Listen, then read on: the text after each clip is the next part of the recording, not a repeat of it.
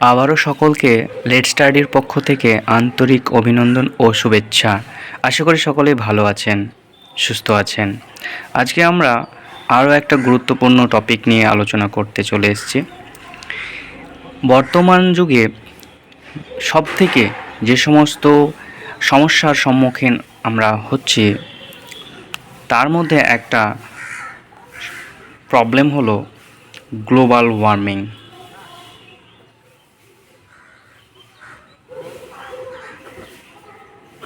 যেটাকে আমরা বাংলায় বলি বিশ্ব উষ্ণায়ন। এই বিশ্ব উষ্ণায়নের পিছনে কারণ কি, কারা বা কোন উপাদানের কারণে, কোন গ্যাসীয় উপাদানের কারণে এটা হয়, এইটা আমরা একটু ট্রিক্সের আকারে দেখে নেব। তো যে সকল গ্যাস বিশ্ব উষ্ণায়ন অর্থাৎ পৃথিবীর গড় উষ্ণতা বৃদ্ধির জন্য দায়ী, তাদেরকে এক কথায় বলা হয় গ্রিন হাউস গ্যাস। যদি বাংলা এর আক্ষরিক অর্থ করা হয় তাহলে সবুজ ঘর গ্যাস। গ্রিন হাউস গ্যাস, এই গ্রিন হাউস এর যদি আমরা অর্থ খুঁজি তাহলে দেখব উদ্ভিদদের পরিচর্যা। এটা মূলত মেরু অঞ্চলের একটা পদ্ধতি, যে পদ্ধতি থেকে অনুকরণ করে নেওয়া হয়েছে।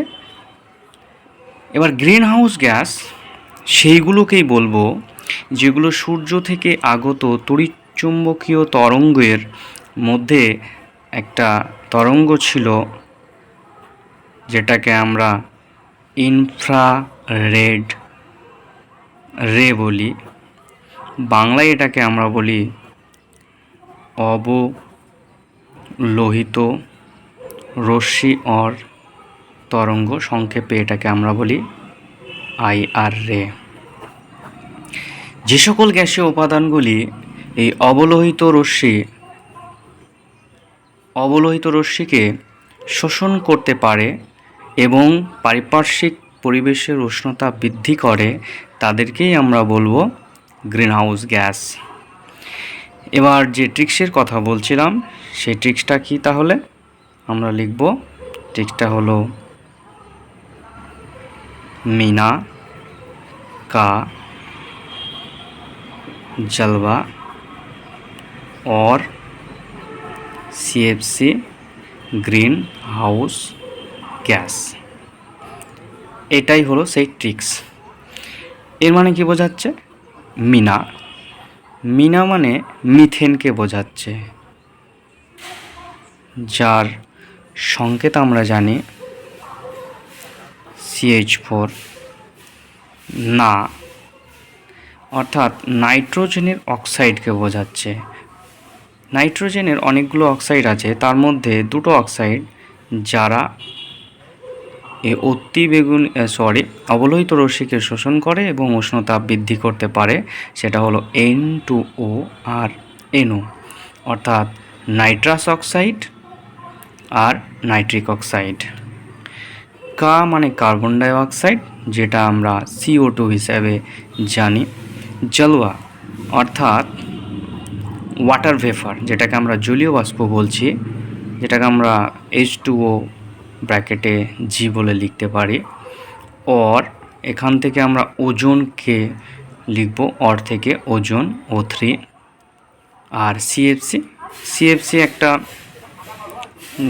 গ্রুপকে বোঝায়, যেখানে কার্বন এবং ক্লোরিন সম্মিলিতভাবে যখন কোনো হাইড্রোকার্বনের সঙ্গে যুক্ত থাকে তখন আমরা তাকে CFC বলি। এইগুলো সবই GHG অর্থাৎ গ্রিন হাউস গ্যাস আকারে কাজ করে। এখন এই ট্রিক্সটা আমি কীভাবে কাজে লাগাবো? অধিকাংশই পরীক্ষায় যেগুলো বিশেষ করে MCQ প্রশ্নের আকারে থাকে, সেগুলো বলা হয় নিচের কোনটি গ্রিন হাউস গ্যাস। তো আমি এই ট্রিক্সটা থেকে যেগুলো জানলাম সাধারণত এগুলোই থাকবে। তো তো এগুলোর যেটাই থাকবে সেটাই সঠিক উত্তর হবে, যেটা থাকবে না ধরে নিতে হবে এটা গ্রিনহাউস গ্যাস নয়।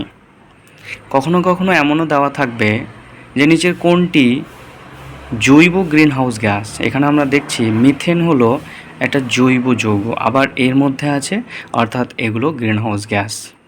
আবার এরকমভাবেও প্রশ্ন থাকে যে নিচের কোন গ্যাসটি পরিবেশের উষ্ণতা বৃদ্ধির জন্য দায়ী, অর্থাৎ বিশ্ব উষ্ণায়নের জন্য দায়ী। তখন আমরা দেখব এর মধ্যে এগুলো আছে কি না, যদি থাকে তবে সেটাই উত্তর করব, কেননা সেটাই সঠিক উত্তর হবে।